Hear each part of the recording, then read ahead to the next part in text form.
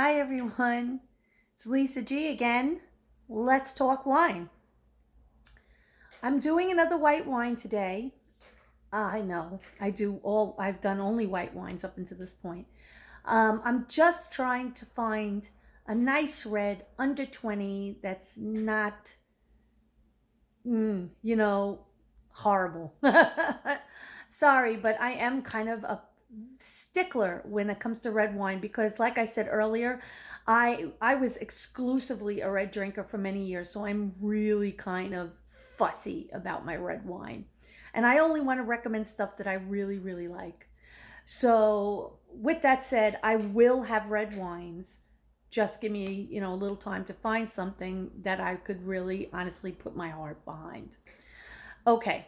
So anyway, I am doing a white wine today, a French white, one that I've been drinking probably for about 20 years. It's not really well known unless you're, big into wines. And this one is a little French white called Picpoul de Pinet. Now, this one is a maker I've never had before, so this is a new maker for me. And it's a 2019 wine. And it is from the Pomerol region in France, the Languedoc. Okay. So it's basically where the French countryside kind of rolls into Spain.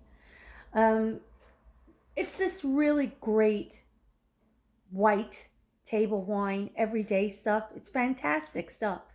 Um, and it's cheap. It's not expensive. No, excuse me, it's inexpensive. We shouldn't say cheap, should we? But it's inexpensive. This one was $12. Sometimes you can get them in larger sizes, which makes them ideal for white wines for parties. If you don't want to, serve the same old Pinot Grigio, which is fine. I had Pinots I like, but I like serving people something different. That's just me. Anyway, you could see it has a beautiful yellow golden color. It's not dark, but it's not also that really, it's not that hay color. It's got a beautiful rich gold color. The nose is beautiful. It has a lot of citrus notes, grapefruit, but also some of that, little bit of earthiness to it. It's really nice.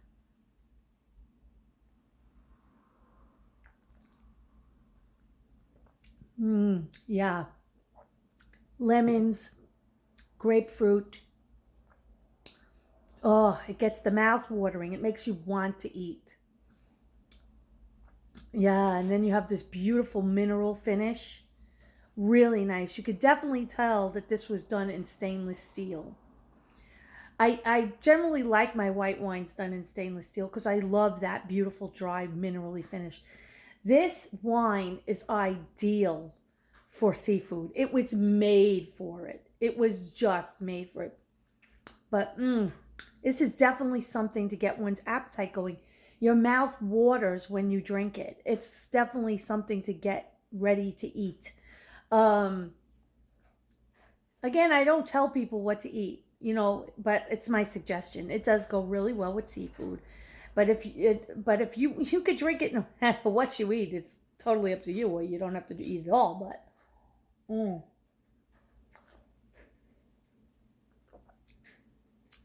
oh yeah, it's refreshing. It has a little bit of an effervescence to it, but without bubble. It springs to life on the tongue. It hits you right in the sides of the tongue. Very tart. It's very summery. Um, but yeah, you get right away. You get lemons, grapefruit, all that lovely citrus, um, and it's just fresh. It's lovely. It's really something for someone who wants an easy drinker. It's got doesn't have a long lasting finish, but the finish is definitely nice. Very clean, very concise. I love that. That's a stainless steel for you. I just love that. I'm a French wine lover. So I love French wines. I love Italian. I love Spain. I'm definitely an old world kind of girl. You will not see a lot of American wines from me. There's only been a handful of American wines that absolutely floored me. And the rest of it just kind of left me meh, you know. I find that because vines in Europe are more mature, I like the wine tends to be much more rounded. Uh, I also am not a fan of Australian wines either. I find them to be too hot, too much alcohol. Makes the finish not right for me. It's just kind of, if I want to feel burn when I drink, I'll drink a whiskey. You know what I'm saying? That's, you know. Usually, when I don't like any wines where the alcohol is more than, say, 14%, only because once it starts getting up there, it tends to ruin the finish for me. This wine is 13%, which is a little high for a white wine. Usually they're a little lower, but it's still got a beautiful finish. Oh my God, I wish you could smell it. It even has a little grassiness to it. That's what I wanted to say. A little herbaceousness, a little grassiness. Mm, mm. Now, Picpoul de Pinet, uh, the grape itself is called Picpoul. So you can pick up a Picpoul usually from between $9 and $13. It's a very charming white wine. It's great to bring to folks if they've never tried it before. If you're going to a dinner or if you're having friends over, this is a fantastic buy. When you want to get like that 1.5, big bottle, double bottle wine, or a little birdie told me that there is a company called Le Petit Frog, and that's a boxed wine, okay? I've never tried it, but right now I would get it, but right now I don't need 3 liters of wine in a box at the moment.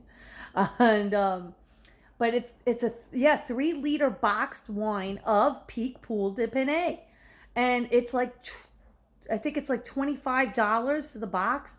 So awesome bargain.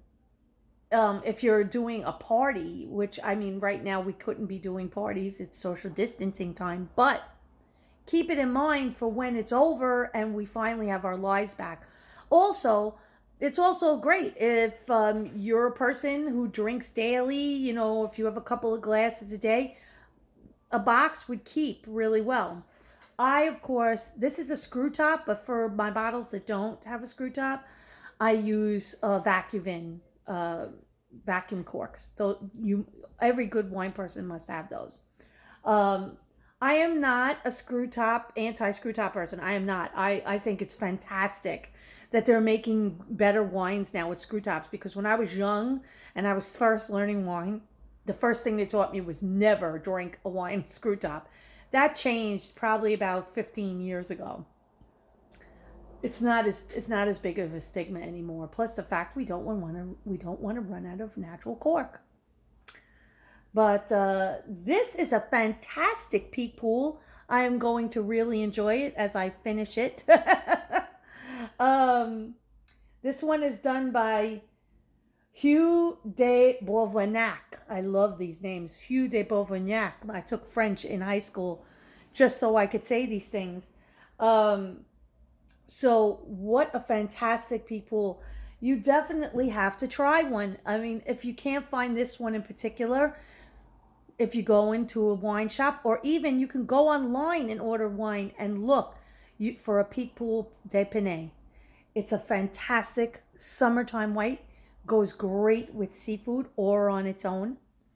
Um, mm. Oh, so good. Again, citrusy, minerally. The nose has definite grapefruit, grassy notes. Lovely. And it makes your mouth water. It makes you just want to have another glass and some beautiful lobster roll or shrimp salad, or even some chilled Key West pink shrimp, my favorite. There's nothing like Key West pink shrimp.